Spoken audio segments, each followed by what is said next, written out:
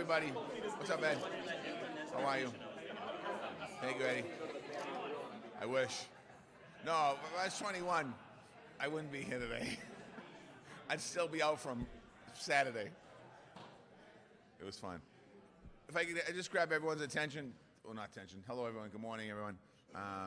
Happy extended winter. I'd say happy spring, but I don't know if we're going to get spring. Thanks for coming in today for the beginning of the budget process, or the next step of the budget process. I want to thank the council for who's here. Council Baker's on his way, long commute from Dorchester, so poor bastard, but he'll be here. I want to thank all of you for being here. I want to thank the president, Andrea Campbell, who's with us as well today. And we have kind of a new team a little bit working on the budget stuff this year. We have Emma Handy, our CFO. Council, how are you? Welcome. I should have picked you up. I was going to pick you up. All right, I should have picked you up, buddy. Our budget director, Justin Starrett, sorry, Justin. Our superintendent, obviously, Tommy Chang from the schools department, and our CFO, Eleanor. What we're going to have is kind of a brief speaking part today. I'll say a few words. Emma's going to come up and talk a little bit. The superintendent's going to talk about schools, and Andrea's going to talk about what's the city council, and then we can open up for questions or however we want to move forward. It's important, then thank everyone in this room for working together to continue to make Boston the world-class city that we are. This budget reflects a lot of great investments, I think, in the city of Boston. And in working with the council, we obviously will make some adjustments and some moves, but I think what we try to do is make sure that we touch a lot of different areas in this budget. We try to touch a lot of different districts in this budget to the capital planning process. We're going to release the capital budget in the next couple of days, I believe, right? Tomorrow, a lot of people in this room are very happy with the capital budget. I think a lot of the priorities, I think that we've gotten calls on collectively we worked on to make sure we try and do as much we can on the capital side of the budget. This budget continues to express the goals that people have talked about in Imagine Boston 2030 and all the planning we've done in the last 4 years. I know that we have 2 new city councilors, both knowing what we've done in the city, but we've spent a lot of time in this city planning the future of the city. And in this budget, it's reflected in that in a lot of different areas that as we're moving forward here. Our goal is to continue maximizing our AAA bond rating. For the first time in the history of Boston, we've had AAA bond rating for 4 consecutive years, and we're hoping for a 5th consecutive year this year as we move forward in the process. So we're working to make sure that we still stay fiscally responsible as a city. So as we grow out our budget, we want to stay fiscally responsible. That's some of our goals for the budget this year. We're proposing a $3.29 billion budget. That's an increase of about $137 million, or 4.3% over fiscal 2018. It's a responsible and smart budget. It makes investments in middle-class security in our city.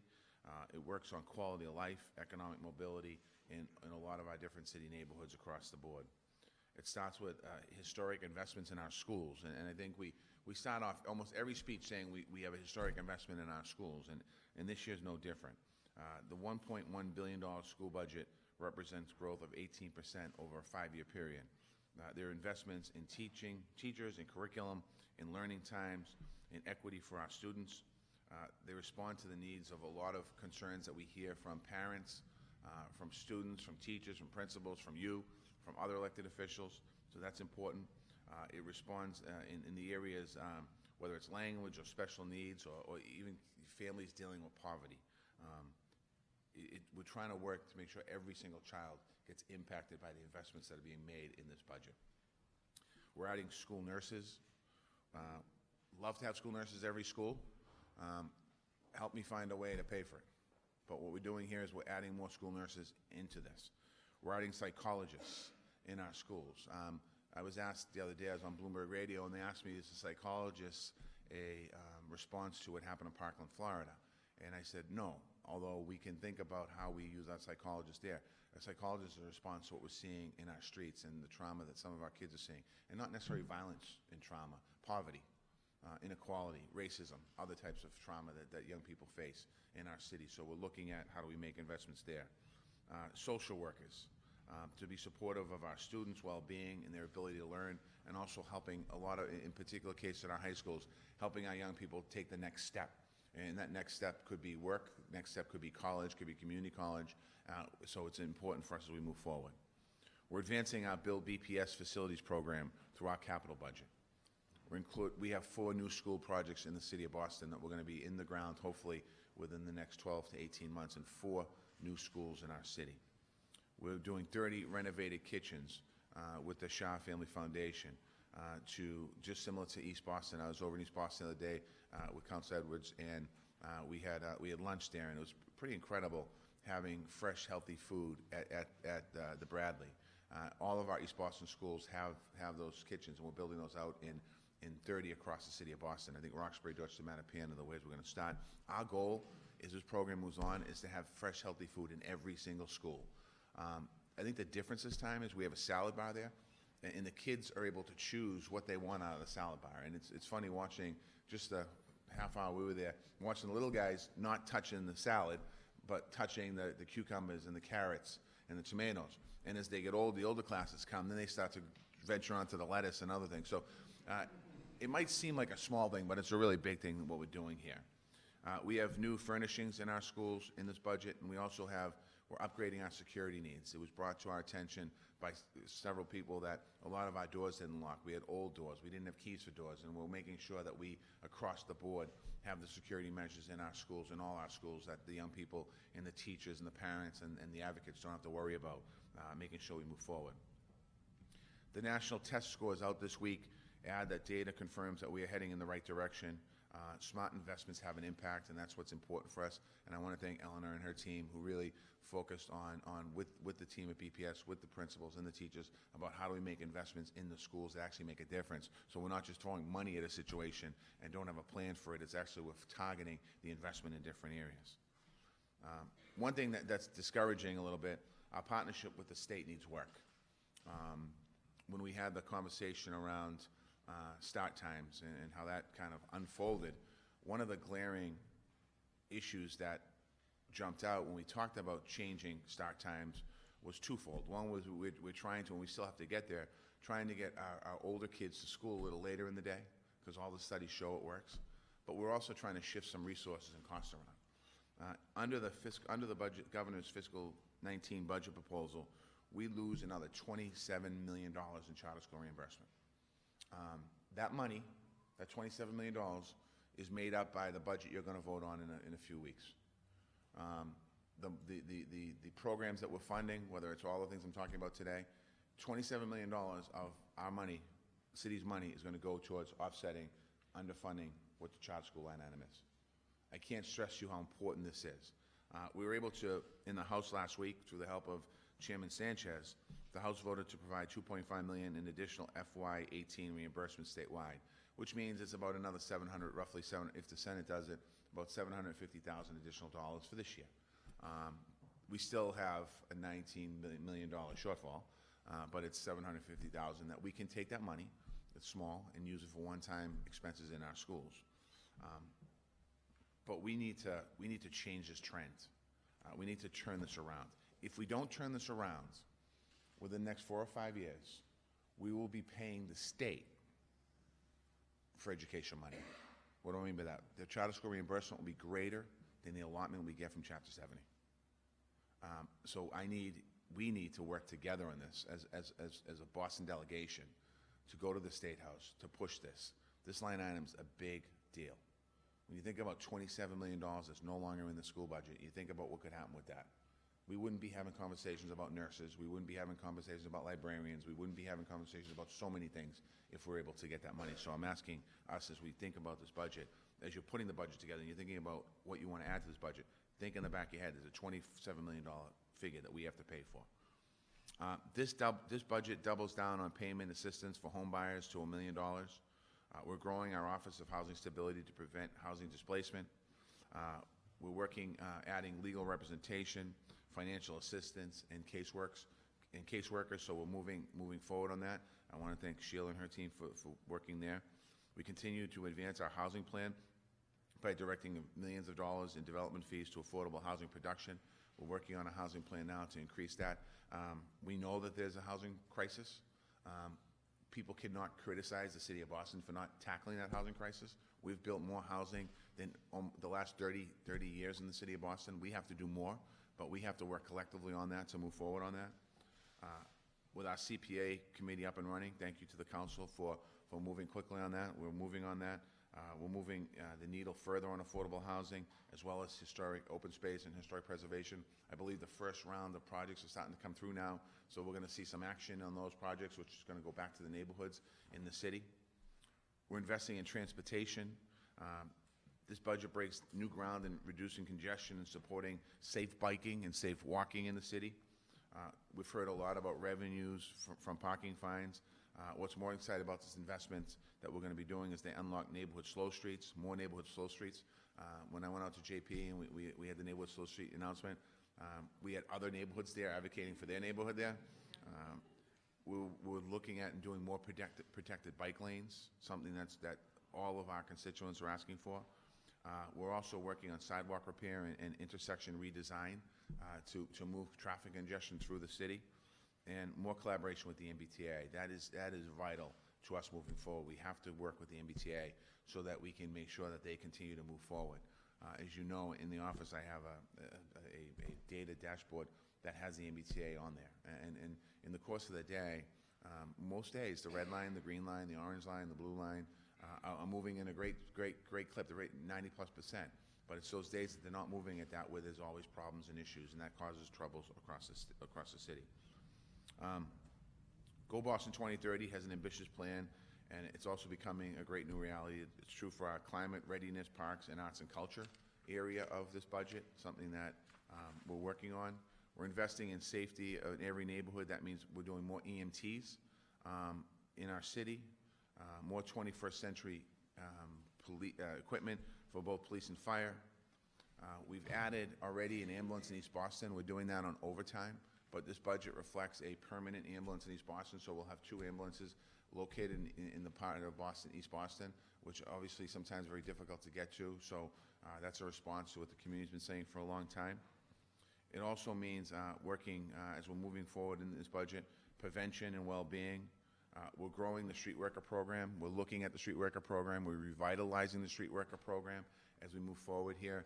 In the course of the next couple months, we're going to be talking to all of you, but some of you are very active and interested in that program, so we're going to be looking at that. We're investing in our neighborhood trauma teams.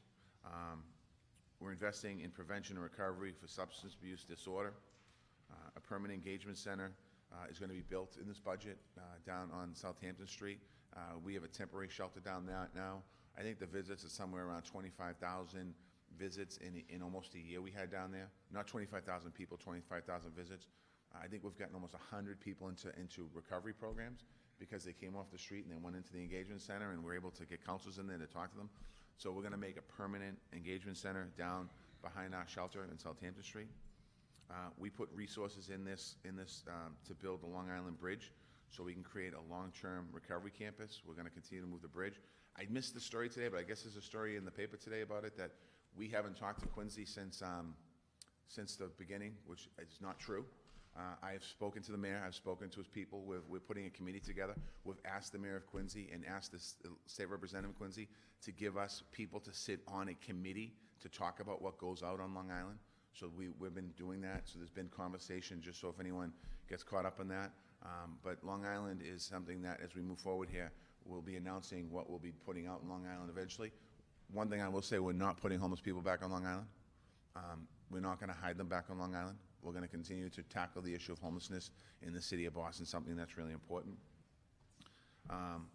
So just a couple other things. I've talked to our state partners relative to school funding. I've met with the Speaker, Ways and Means Chair, the Senate President, the Ways and Means Chair on the Senate side about things that are important to us. The number one priority for us in the city, I've told them, is the charter school reimbursement, something that's really important. But we also have to have a partnership. And historically, our partnership with the federal government is just as important. And this year, as the 2020 U.S. Census approaches, we're investing in census outreach staff.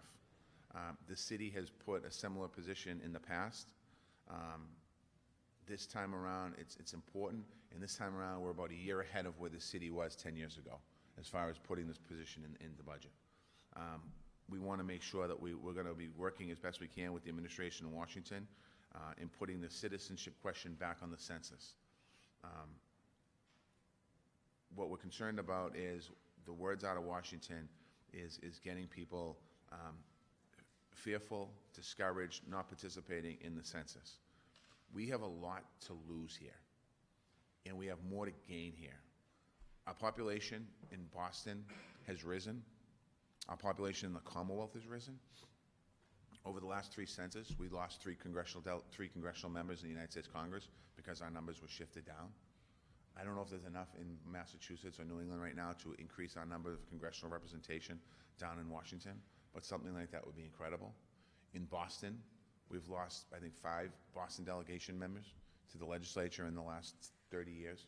Something as well that would be great to see, that we get more representation at the State House, more people from Boston, more opportunities to create legislative seats in our city. So we are making a push here in Boston to make sure that we get ahead of this census situation in Washington, but more importantly, to be able to count all of our people here in the city of Boston. We need to make sure that everyone's counted. We are a city of immigrants. Every Bostonian counts, and every Bostonian must be counted as we move forward here. So we're going to make sure that Boston receives the resources they need in the years ahead to reflect our population. So that's one thing I'd ask to make sure that as we continue to move forward. In conclusion, recent data shows that income inequality is falling in Boston as our economy thrives, which is a good thing, but that doesn't mean our work is done. We still have a huge income inequality gap. We still have a lot of people that are literally hanging on by their fingertips. And it's important for us as we continue to move forward as a city that we continue to invest in those people, and we continue to help those people get out of the poverty situations that they're in and pull them into the middle class. So we're going to continue to work with all of those folks to do that. I just want to end by thanking all of you again for the great work that you've done. I think that this budget does reflect a lot of great I don't know if investment's the right word. This budget reflects a lot of what we should be doing as a city, not investments, what we should be doing as a city. And I think that as we move forward to the budget process, I look forward to working with all of you in the council. Now I'm going to turn the podium over to Emma, and then I think Justin's coming up, Superintendent Chang, President Campbell, and then we'll take any questions.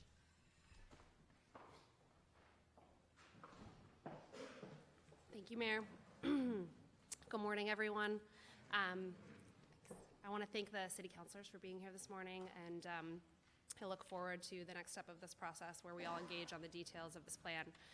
I also want to thank the cabinet chiefs and city departments. Many of the cabinet chiefs are here today for a very collaborative and engaged process thus far, which has been wonderful for me to be part of as my first budget here with the city.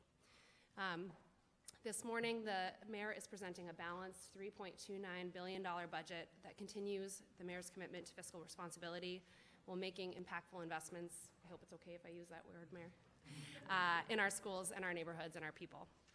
The mayor has prioritized strong fiscal management, which has led to the city's first AAA bond rating in 2014, and which rating agencies have continued to affirm. The reason that they've continued to affirm that is because of the confidence that they have in the decisions by this administration over the last several years, which are key pillars of today's budget proposal as well. These include things like tackling our long-term liabilities by fully funding the city's pension liability by 2025, which is 15 years earlier than we are required to do so, and we make huge strides each year in that goal. In FY19, the budget includes $238 million, a $17 million increase from FY18 to fully fund that pension schedule. We're also making important progress on funding the city's OPEB costs for retirees. We have funded over $400 million of these costs so far, and we'll commit another $40 million in FY19. In addition to tackling these liabilities, we've continued to make progress in identifying ongoing cost savings. We've saved over $50 million over the past 5 years in healthcare costs by implementing municipal healthcare reform, and also through collaboration with the city's Public Employee Committee. And in FY19, we will avoid $12 million in healthcare costs specifically. And we also continue to identify position and overtime savings so that we can reinvest those dollars in the areas that the mayor talked about: housing, public safety, and other essential city services. We have made city services more effective and data-driven and enhanced the city's local receipts through coordinated billing and proactive collection analysis. And as the mayor mentioned, we've balanced this budget and provided for these investments in an environment of declining net state aid and continued uncertainty at the federal level. Net state aid will decline by $20 million in FY19. This is the product of rising state assessments and stagnant state aid, and all of the while we are investing $48 million in Boston Public Schools in FY19. As the mayor mentioned, while the charter school assessment will increase, we project the charter school reimbursement for the state will actually decline, which is the cause of the city's $27 million shortfall in FY19. Last year at this time, we highlighted a cumulative roughly $70 million shortfall due to this funding issue with the state. This year, we project that that will reach $100 million of shortfall. Due to the strong Boston economy and related property tax growth of 5%, we are able to fill the state aid gap while also affording these investments in education and other areas of the budget. But with declining state support, our reliance on property taxes grows every year. In FY19, property taxes will exceed 70% of budgeted revenues for the first time. As the mayor mentioned, we must prepare for future downturns through continuing this sound fiscal management, but also for strongly advocating for our fair share of state aid with our state partners and also continuing our advocacy for federal money as well. I'll just quickly mention some of these areas of investment that the budget includes, including historic levels of funding for education, and specifically $10 million of new funding directly to schools with the greatest need, and more funding for nurses and social emotional wellness in our schools. The budget also builds on the city's successes in creating affordable housing by leveraging resources that the city has, including new funds from the Community Preservation Act, which we are excited to implement for both affordable housing and other areas. The budget makes targeted investments in new programs to keep people in their homes, including legal representation and more case managers at Housing Stability. It also includes new resources for youth substance abuse, the Permanent Engagement Center, as the mayor mentioned, and full funding to rebuild the Long Island Bridge in the next 3 years. There are new investments in public safety, including new classes of firefighters, police officers, and EMTs, more police and EMTs on our street, and provisions for 21st century technology for all of these groups so that we can meet the public safety needs of our city. We have made new transportation revenue proposals that will encourage better traffic management and allow the city to accelerate Go Boston 2030 dramatically through programs like Vision Zero. And we expect that that will build 15 new slow streets, 15 more miles of protected bike lanes, and allow us to address 15 of our most problematic intersections.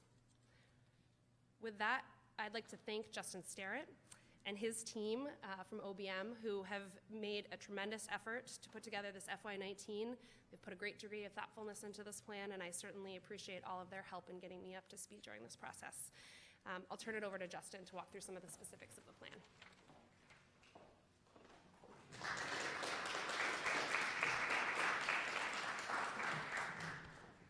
I have the fun task of going through the slides today, so bear with me. I'll try to go slowly, but obviously feel free to ask questions at the end. We'll definitely be here today and then through the engagement process as we go through the hearings. First of all, thank you, Mayor. Thank you, President Campbell. Thank you, councilors. Thank you, cabinet chiefs that are here. We can't do this budget without the cabinets and departments that sit underneath you, so we really appreciate your work over the last 3 or so months. As the mayor and Emma mentioned, we're going through the FY19 recommended budget today. The FY19 capital plan will be released in the next week or so. We look forward to having that discussion with you at a future event. So before I get into the numbers, I want to talk a little bit about what Emma said on fiscal responsibility and highlight 6 key areas that we're going to be focusing on in FY19 that'll make sure we maintain our AAA bond rating. That includes responsible budgeting and living within our means, cost containment, and then reinvesting those cost savings back into impactful programs, data-based decisions in the investments that we're making, maximizing our local revenue. The mayor and Emma mentioned how we are facing struggles at the state level, so that's really important. And long-term planning, funding our pension and our OPEB liabilities, and then strong proactive fiscal management throughout the year to make sure that we're living within our means. Some major trends and constraints that we see next year. I think from a 10,000-foot level, Boston is in a very strong position. We expect robust property tax growth based on our development climate. We see increased local receipts based on a growing economy and some targeted investments and targeted changes that the mayor has recommended. But we do see plummeting state aid. While revenue is strong, we do see pension schedules still eating up a larger portion of the budget. That's about $17 million next year, as Emma mentioned. and we are growing our capital plan. So that does mean that we do have a higher debt service cost next year. So we are ramping up our spending, but that does have an operating budget impact. Health insurance is down from our historical growth averages, but it will still grow next year. And as Emma mentioned, that's about $50 million in savings we've been able to realize over the last 5 years.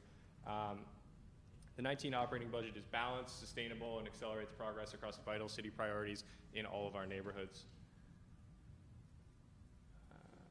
Here we have the FY19 revenue. So it's about $3.29 billion. As the mayor mentioned, it's about $137 million in growth next year. It's about 4.3%. As you see, property tax makes up the bulwark of that. It's about 70%. State aid is on there at about 14%. 15 years ago, state aid used to make up 30% of the city's revenue. That means in 15 years, we've gone from getting 30% of our revenue from the state to only 14%. So that's something that the mayor and folks are continuing to advocate for, and we've seen some good progress so far, and we hope to continue more with budgets that will be released by the House and Senate.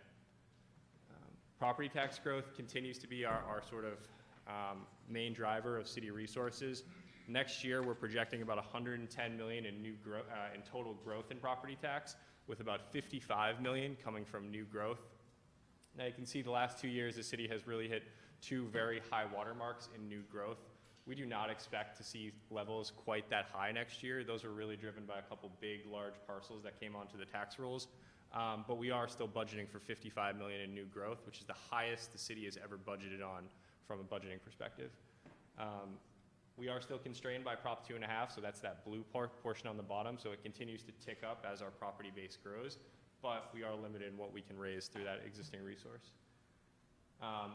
This slide right here really speaks to what the mayor talked about when we talk about our projections on state aid. $20 million decrease in real dollars that we're going to have to fill next year.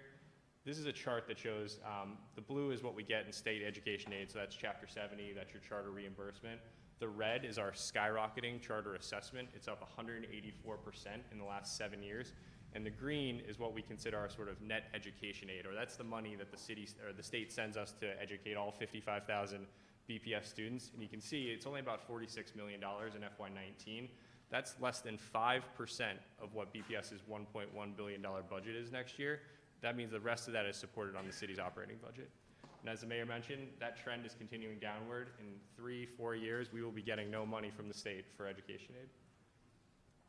So with sort of constrained property tax based on Prop 2.5 and sort of struggles that we see on the state level, that means it's imperative that we look at local revenue to make sure that we're maximizing our resources. We're lucky in the sense that the city continues to see economic growth, so we see growth in excise tax through the meals and room occupancy. We see the mayor's updated parking fines proposal, which will pour all $5 million of that expected revenue back into real transportation projects next year. We do also project new revenue from emerging industries like recreational marijuana and TNCs and Uber, like Uber and Lyft. Those will help balance our budget through new emerging industries. But then at the same time, we understand that maximizing what we're already collecting is really important. So that includes we're taking a data-driven approach to understanding the bills that we're already getting, monitoring collections as they come in to make sure we're collecting the bills that are owed to us, and then better optimizing our departments to make sure that they have the capabilities to collect the revenue that they have. So move on to spending. As the mayor mentioned, $3.29 billion, almost $3.3 billion. First and foremost, this budget represents a commitment to education. As you can see, 40% of the budget goes directly back to Boston Public Schools and the charter schools. 32% makes up the remaining city departments. So you have about $640 million for public safety, streets, other departments, and then you have our sort of commitment to fixed costs. And I would say what's really important about fixed costs is that the mayor's commitment and the city's commitment to fund those over the last few years is paying dividends. So we're seeing the savings on the healthcare side. We're paying off our debt service. We're making sure we maintain our AAA bond rating. That's keeping the rest of our costs down, and that's really imperative because if we don't make that commitment, future generations of Bostonians are going to have to pay for it. So it's a big commitment. It's a big piece of the new revenue growth every year, but it's a vital piece of our overall picture. But no budget is really complete without taking a look at what we're spending and trying to reinvest those savings. So we wanted to highlight a few of the savings and efficiencies that we are seeing next year. BPS continues to look at their central and transportation offices, and then just last week, we were able to redirect healthcare savings directly back into real supports for students. The city is also seeing that. We were able to benefit from about 1.7 million in savings next year from becoming almost fully self-insured. And that's saving us about 20 million annually on healthcare costs thanks to our work with the PEC and healthcare reform.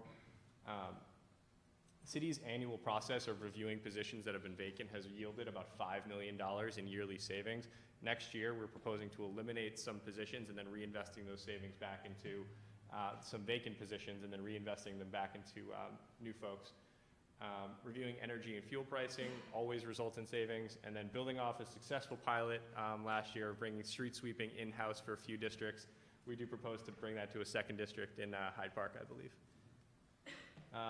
As I mentioned before, funding our long-term liabilities is really important. As you can see here, the amount of commitment that it's going to take to actually pay off the pension liability by 2025 is tremendous. 2 years ago, we paid about $230 million to our pensions. By the very end of the schedule, we will nearly double that to about $460 million. It's about an 8% increase a year, and then as that money starts to tick up, that's going to eat more and more of that new growth and eat up more and more of that whatever resources we do get from state aid and local resources. So with that, I'm going to turn it over to Superintendent Chiang to talk about the BPS budget.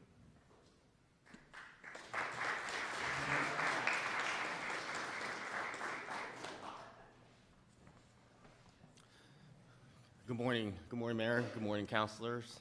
Thank you. Good morning. Thank you again for all your partnership to ensure every young person is prepared for college, career, and life. I want to start off by thanking the mayor for his unwavering commitment to young people in the city of Boston. Thanks to his support, Boston Public Schools' proposed fiscal year 2019 budget includes a $48 million increase over last year's approved budget. And this is a significant investment into our school system, and it comes, as you've heard over and over again, at a time when the net state aid has continued to decrease. The proposed budget for fiscal year 19 is $1.109 billion. It is the largest appropriation ever by the city. It expands funding to strengthen our efforts to ensure that all our students have a high-quality education in the 21st century. I have a sense in all my work across the country, like you don't see this in other school systems, in particular other urban school systems. So this is a huge commitment of our city. BPS has seen remarkable improvement over the last decade. Graduation rates are at historical highs. We have more level 1 and level 2 schools than ever before. And just this week, the National Assessment of Educational Progress, which is sometimes called the nation's report card, came out. It is a test that's given every 2 years. And it reports that Boston is one of the few districts that actually made significant gains over the last 2 years. This assessment is for 4th and 8th grade math and reading. And BPS is only one of 2 urban school districts that shows significant growth in 8th grade reading. While BPS remains one of the nation's top performing urban school systems, we know we continue to have persistent opportunity and achievement gaps. So we must continue to work to make sure every student in every classroom and in every school throughout the city has a chance to achieve the greatness within them. That's our mission. That drives our budget decisions, and that is why we continue to invest. Under Mayor Walsh's leadership, our budget has increased $170 million, or 18%. And in terms of staff, that's 350 additional staff to BPS schools. Sorry.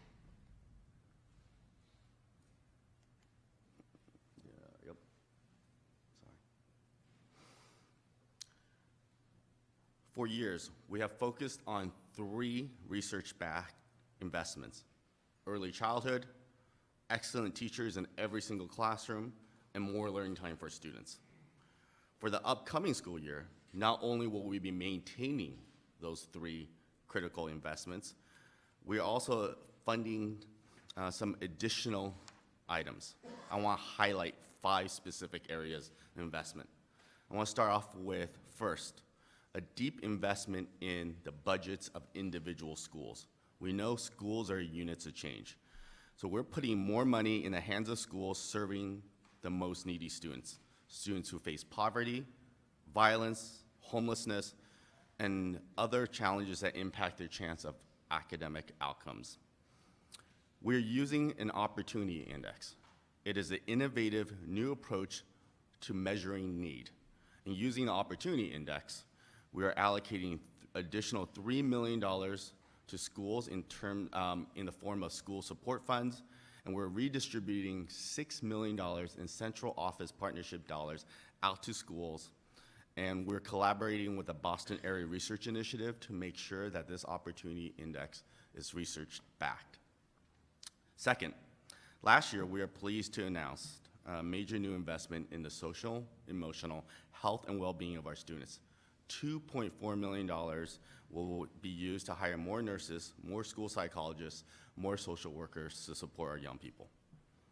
Number three, we're expanding innovative district approaches such as Excellence for All, which is our initiative to increase rigor and high-quality enrichment in 4th through 6th grade.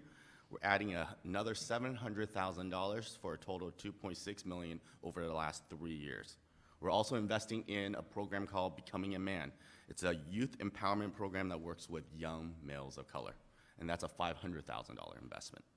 Number four, we are continuing to make targeted investments in high-quality technology, training, and innovation, and that includes more money for translation services, new data systems for teacher evaluations, the Lynch Leadership Executive Training Program, and much more. And finally, this budget allows BPS continue to offer market-leading salaries with more than $30 million added to teacher compensation. Our teachers are among the highest paid in the state, in the country, helping us attract and retain the most effective educators here in the city of Boston. I want to close by thanking the Budget Equity Work Group. The fiscal year 19 proposal is rooted in the guiding principles that came out of this work group and reflects a multi-year plan to operate efficiently while investing in equity. So I look forward to reviewing our proposal in more detail in upcoming months with the City Council, and thank you so much for this morning. I turn it back to Justin, is it? I'm gonna turn it back to, yeah.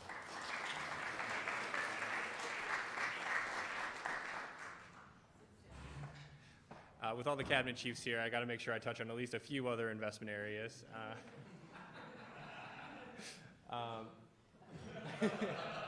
So, speaking of which, public safety. This budget includes a whole host of public safety investments to support a growing city. For police, that's 30 new police officers to grow the size of the force, the largest in a decade. A class of 20 cadets to make sure we have a successful and innovative pipeline to get more recruits into the program. And then $2 million towards a phase-in of body cameras. For the fire department, we have investments in technology, safety, wellness, industrial cleaning, fire apparatus to make sure the health and safety of firefighters is paramount.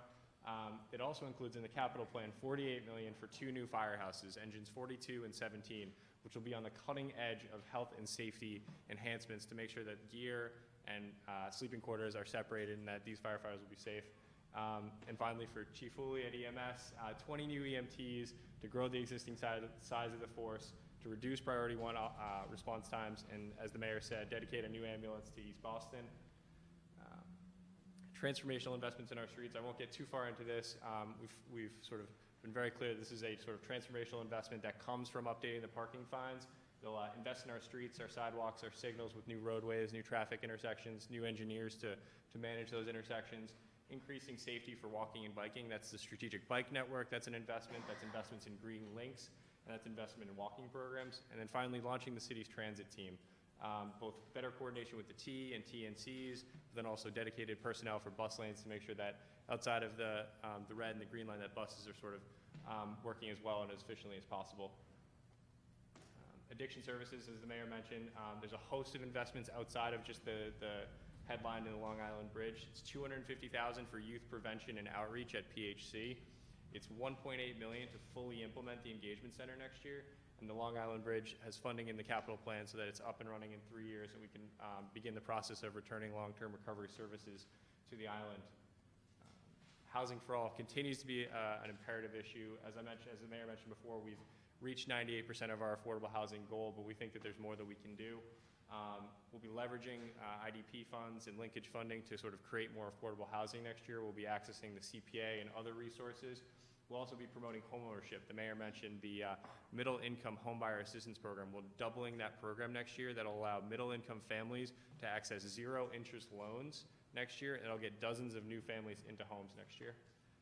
We're also preventing displacement and preserving tenancy through expanded legal service for residents, additional flexible financial assistance to help families in need and crisis, and then finally, more caseworkers to help seniors and renters navigate the system and the housing structure to make sure that they know their rights and they know what the responsibilities are of landlords and what they're entitled to. And then finally, the Boston Homeless Action Plan, obviously preventing youth homeless, supporting our PHC shelters, and then as the mayor mentioned, the Boston Way Home Fund, seeking to raise $10 million, has already raised $3 million in a few short months. We think that that'll help really move the needle forward on the housing crisis that the mayor mentioned. Prosperity and equity, the mayor mentioned that we've made good progress on some prosperity and equity issues. The operating budget makes some significant investments to keep that going forward. It's phase 2 of a disparity study to look at procurement, an updated economic inclusion and equity agenda, reviewing and supporting the Main Streets program, and then the big headline one I'd say would be tripling the digital equity grants. Roughly 15% of Bostonians do not have reliable internet access at home. We are proposing to triple the amount of money that we have for this program to get more people connected. And then finally, as the mayor mentioned, dedicating new resources to make sure every Bostonian is counted in the 2020 census. Environment. Everyone around this room knows how impactful the recent storms were, and we know that climate change is real and it's happening at a faster pace. We're proposing near-term solutions like deployable flood walls and flood planning in specific neighborhoods next year, but then also longer-term updates for the Climate Action Plan and phase 1 and future phases of the Renew Boston Trust, which will both save the city money, but then also reduce emissions and our carbon footprint. Parks and open space obviously continue to be sort of centerpieces for neighborhoods. They will receive increased investment next year, more money for ball field and turf field repairs, and then we'll begin in earnest the process of revitalizing the Franklin Park and the Boston Common with master planning efforts really kicking off in the next few months. So we're excited to see that. Arts and culture, the mayor has been at the forefront of really piloting a lot of arts and public art back into the civic life of people in the city. FY19 will be the second year of the Percent for the Art program, which dedicates 1% of the capital plan to new public art projects. It's another $1.7 million in new art next year. We're also going to dedicate a new project manager to make sure we can shepherd those projects along. We'll also continue investing in our libraries, not only from a BPL and a central office point of view, but our neighborhood libraries like Adams Street, Rosendale, Dudley, Fields Corner, and Upham's Corner. As the mayor mentioned, we're going to unveil the capital plan in the next week or so, but I've also mentioned a few highlights here. When you go to our website, you'll see this map. It'll essentially show you all the hundreds of projects that we have in the plan. It touches every neighborhood, and it touches every different type of project, from parks to education to transportation, and really make an impactful impact on the landscape of Boston moving forward. So with that, I will close, and I'll encourage you to go to our website, budget.boston.gov. This team spent a lot of time getting this up and ready. It's got a new video this year to sort of talk about the FY19 process. It'll also give you an opportunity to really dig into the capital plan, the operating budget, and all the sort of featured analysis that we have, and the backup information for the investments that we're proposing. And with that, I just want to quickly thank my team that's here today: Ellen Hatch, David Erkovich, Jim Williamson, John Hanlon, Mary McCoy, who are, I couldn't do this budget without them, so I really thank them. And we look forward to working with the counselors in the hearing process over the next few months, and our office will be a resource as we move forward. So thank you.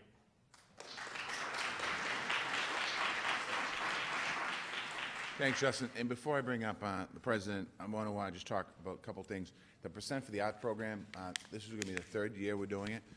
Julie Barrows changed it last year. What was happening was we would give grants out to organizations in our districts that were small organizations and would fund them after the program was done. Julie changed it this year to give the money up front. So the artists were thrilled because many of these are nonprofit, some poor people that are doing great things. So we've changed the money up front. So they got the check this year. So they were really happy about that. And then also, just a side note, tomorrow in the budget, the State House, we're going to be filing an amendment for joint concurrent jurisdiction with state police. We need help on that.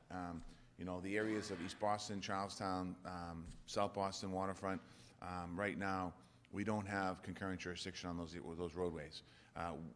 And if something happens in those areas, we don't get called. And our city's growing. One of the things that we're putting in the budget that wasn't here is we're adding additional police and fire classes on. We're going to increase the number of police, I think by 30 overall, the bottom line, because our city's growing so much that resources are being pulled from different areas. So if you can have any say in that, just please call the legislature. This is something that's important. And also, I'll have Katie King get in touch with everyone and Caitlin and Tim to talk about some of the other legislation we have at the State House, because some of that stuff, even though we see local aid going down and we see Chapter 70 going down, they can help us in other ways. There's other ways they can help us, whether it's liquor licenses, IONA's initiative, or whatever it is that we do, whether it's climate resiliency that we have at the State House, veteran services at the State House, housing services at the State House. I mean, that's other ways of getting resources back into the city of Boston that are important to us. So I think we have to do a more aggressive job, if you will, to get up there and talk to our delegation in Boston and let them know what we need done. So appreciate that. I want to thank all the staffs that are here, the city council folks and the city people. You make us all look good. I want to thank you for your great work. And I'm going to bring up now the president of the city council up, Andrea, right now. You know, 4 years ago, myself and Bill Inahan started the conversation having, you know, monthly or every 2 weeks, monthly, whatever, as best we could, meetings to talk about the relationship between the city council and the mayor's office. Not necessarily the relationship, but how do we move forward together? So we started with Billy. When Michelle came in, we kept that conversation moving forward. And now with Andrea, we're keeping that conversation moving forward. That's an important conversation because sometimes the conversation might be about something that an individual council is looking for. Sometimes we're talking about bigger items so that there's no space between us. And it's been a great partnership in the last, you know, 3+ months with Councilor Campbell. And I look forward to working with the councilor and Mark and other folks, all of you in this room, through the budget process. So I'd like to bring up the President of the City Council, Andrea Campbell.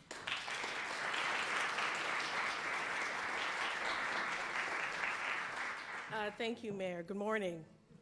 Okay, good morning.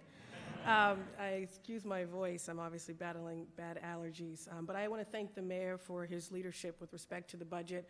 I also want to thank the chiefs and the commissioners who are here today, who often don't get recognition, and frankly, the directors and the thousands of city employees who show up every single day to put in the work. I would like to give them a round of applause because we often don't do that. I also want to thank the Budget Office and Justin and Emma. Thank you so much for the work that you have done to put this together. And the back and forth with my department has been great. So I can only imagine it's a big load when you think about all of the departments in the city of Boston. I think, and my colleagues will echo this, applaud the investments that this budget makes in public safety. I have to give one specific shout out to the investment in body cameras, an issue that I was working on. I know that many residents care about, but also the investments in transportation infrastructure, our parks, our green spaces, as well as other public safety initiatives. Housing, this is an important issue, and so the investments from the CPA in terms of building more home ownership opportunities for residents is vital. The mayor talked about new resources and new money and how do we fund things. The council will continue to be a partner in the work, but more importantly, think creatively about how we can generate new funding streams and new funding resources. I think the CPA is a great example of that, and I have to give a shout out to Councilor Flaherty and his leadership with respect to that. That is a great example of funding that allows us to actually do meaningful work in the housing space, and Chief Dillon is nodding, so thank you for your work. So we'll continue to think creatively about what that can look like. I also have to echo the mayor's call on our state partners. The charter school reimbursement or other areas where state aid has declined over the years, we have to do something about that. And charter school reimbursements in particular is something that is mandated. It's not something that we sort of want, it's something that is necessary and something that's required. So how do we have a real conversation on making sure that those numbers are actually returned to us as promised? So we will continue to be partners in that work. I already know that Councilor Asabi George, as Chair of Education, has been up at the State House talking to the folks at the State House, including the Chair of Ways and Means and Sanchez. And so this is work that we consider to be very important. And so we will also work with you and your team to make sure that state aid is increased over the next fiscal year. Lastly, I have to thank my colleagues. I'm blessed to be the council president because they elected me to this role. Each of them comes to this work with a unique passion for the work based on personal experiences as well as professional experiences. So thank you to each of you for the work that you do every single day to make the lives of residents in the city of Boston easier, and for making sure that they are afforded the great opportunity and that it is shared across every single neighborhood. A special shout out to Councilor Siomo, who is our chair of Ways and Means, and I try to get him up here, and he's like, no, just give me a shout out. I was already going to do that, but a special shout out to Chair of our council's Committee on Ways and Means. The budget is a lot of work. It's not easy to navigate this, so thank you for your leadership and your continued leadership. Thank you to our essential staff. They often don't get recognized. There's a few of them in the back. They make all counselors look really good, and they are the sort of the oil and the stagehands behind the stage doing the hard work. So thank you, you guys, ladies and gents, for the work that you do for the council. And lastly, we look forward to reviewing this budget. Hopefully, we will do it with robust hearings that are transparent and accessible to the residents in the city of Boston. I think at the end of the day, we all agree that residents want more resources to do the work they care about, our teachers, our public safety employees. And in addition, we are all about increasing opportunity for every resident in the city of Boston, and that is shared. So thank you, Mayor, for your leadership and your work, and thank you all for being here this morning.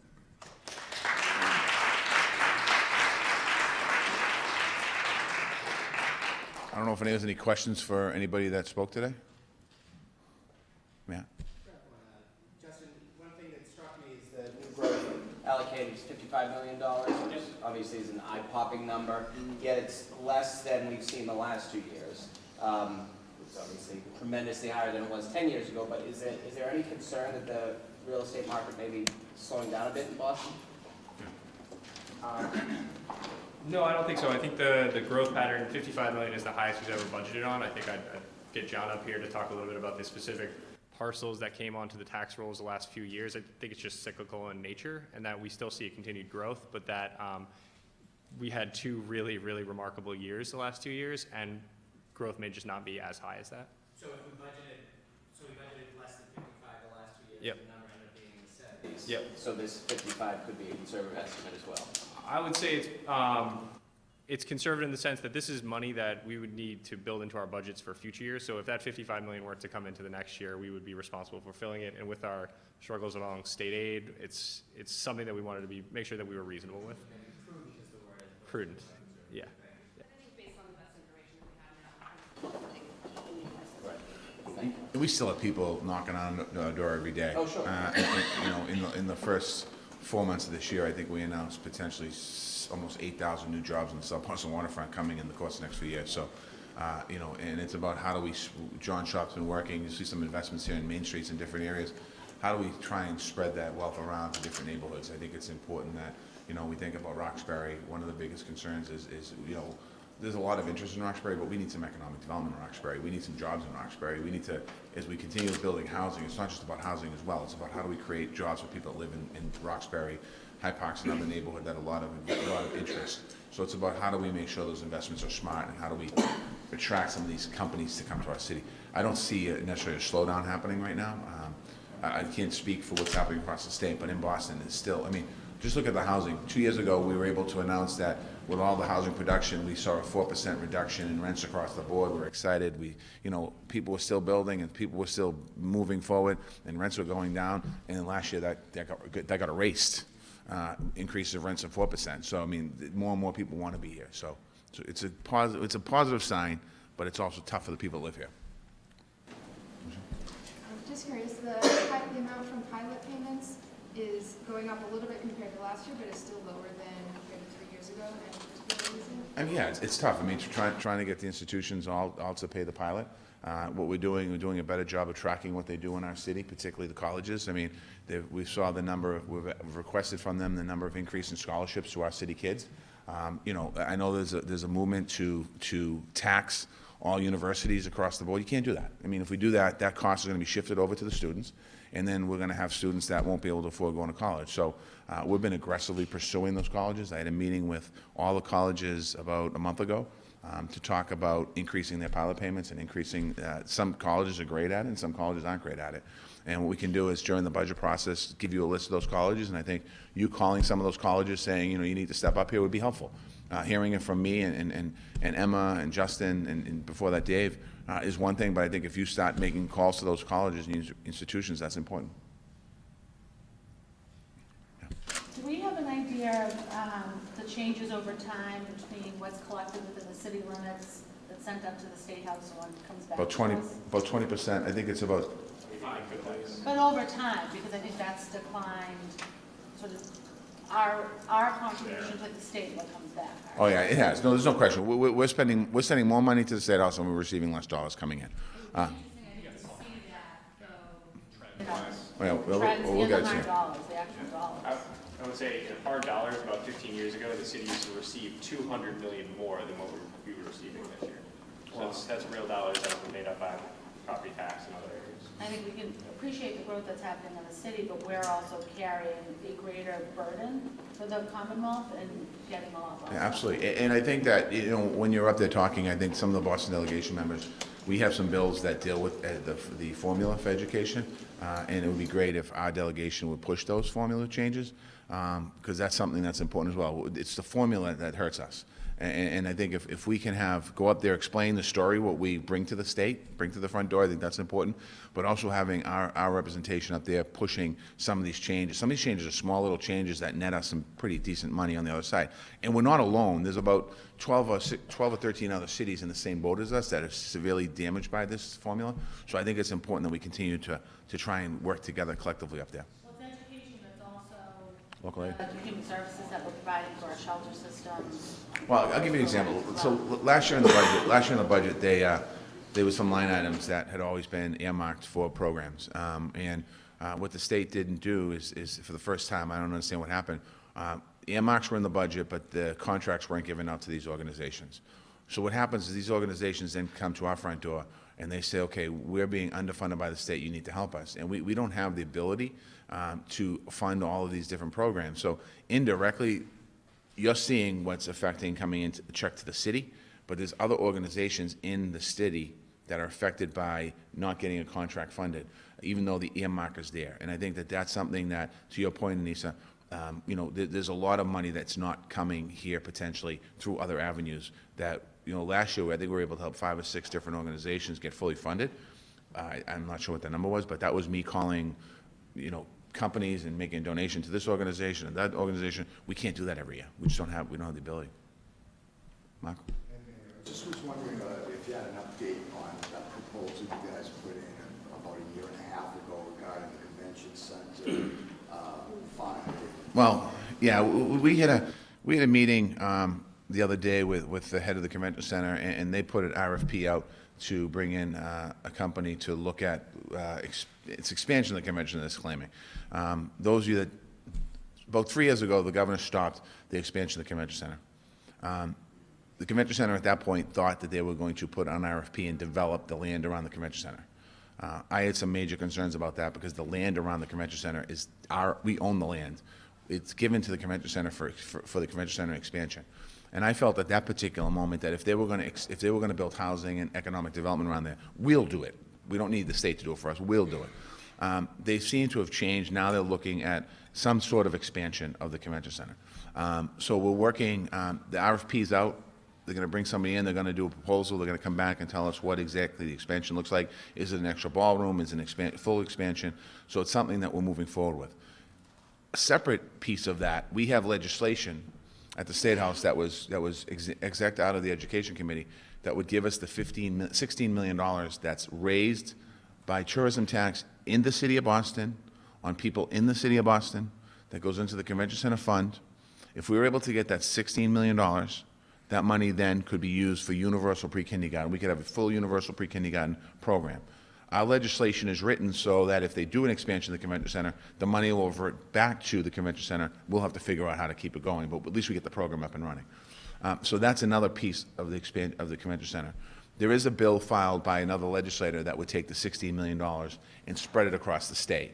Well, that's useless. I mean, we're not going to educate 3 kids with $16 million in a state of 6 million people. So that's another piece of the convention that we're on top of. All right. Listen, thank you, everybody. Hope you enjoyed breakfast. Alligator with 8.